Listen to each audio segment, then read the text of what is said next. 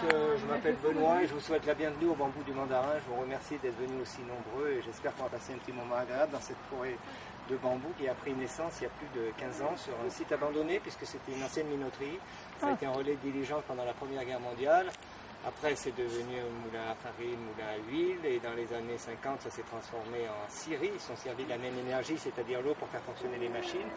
Et dans les années 80, malheureusement, c'est devenu un camping sauvage. Donc, quand on est arrivé en 90, c'était un petit peu une décharge publique. On trouvait dommage que personne ne s'en préoccupe. Donc, j'ai monté un dossier sur la culture de bambou. J'ai présenté un organisme agricole, en l'occurrence la SAFER.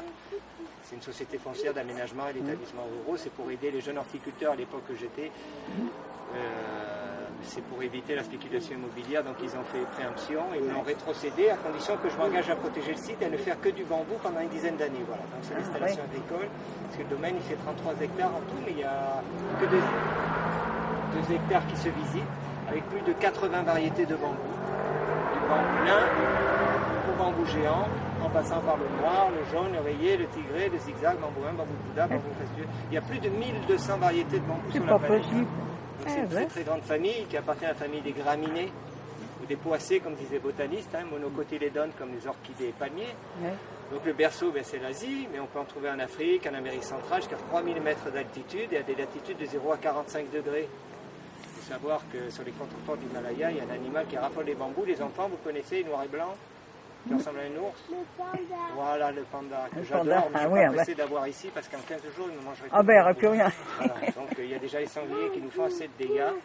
J'espère qu'on ne verra pas de panda pendant la visite. Chevreuil, éléphant, des jardins potagers ou des villages. Donc ça s'appelle un oshi-odoshi, qui veut dire chercheur au lion.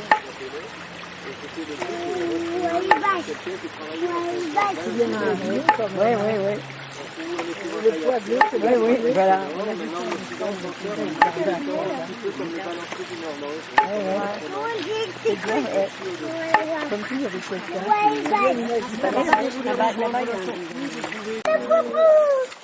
80 variétés de bambou. Là, en premier plan, vous avez un bambou qui nous a servi de rempart de verdure pour protéger la forêt des bambous panthères et qui a joué son rôle. Maintenant, c'est l'inverse, c'est les bambous panthères qui sont plus envahissants et qui est en train de détruire les bambous qu'ils ont protégés au départ. Donc, la nouvelle pousse, c'est pas toujours évident de connaître l'âge d'un bambou parce qu'on pense que les plus gros sont les plus jeunes, les plus vieux, et c'est l'inverse. C'est le contraire, voilà. C'est-à-dire que ceux de l'année, vous les reconnaissez, ils ont une bague blanche, ça correspond à la cicatrice des gaines. Les gaines, c'est l'enveloppe protectrice du bambou, c'est son écorce provisoire qui est fixée là et qui sort un petit peu comme un fer de lance. Il y a des hormones de croissance sur ces gaines et il va décoller avec des records d'1 mètre par jour. Le record, c'est 1,20 m. Et ça tombe naturellement comme un serpent qui mute. Et dès qu'il a atteint sa taille définitive, qu'il a percé la lumière, la photosynthèse se met en place, les gaines tombent, et à partir de ce moment précis, il conservera toute sa vie son diamètre et sa hauteur. Il ne grossira plus, il grandira. Tout est programmé dans les 3 mois.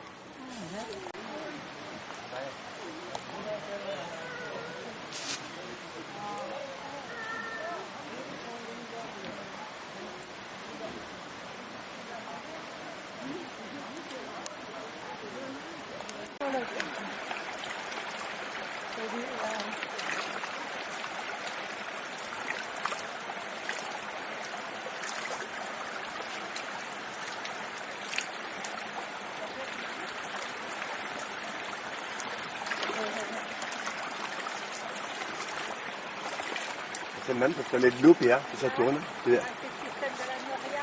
Bah oui, regarde ça.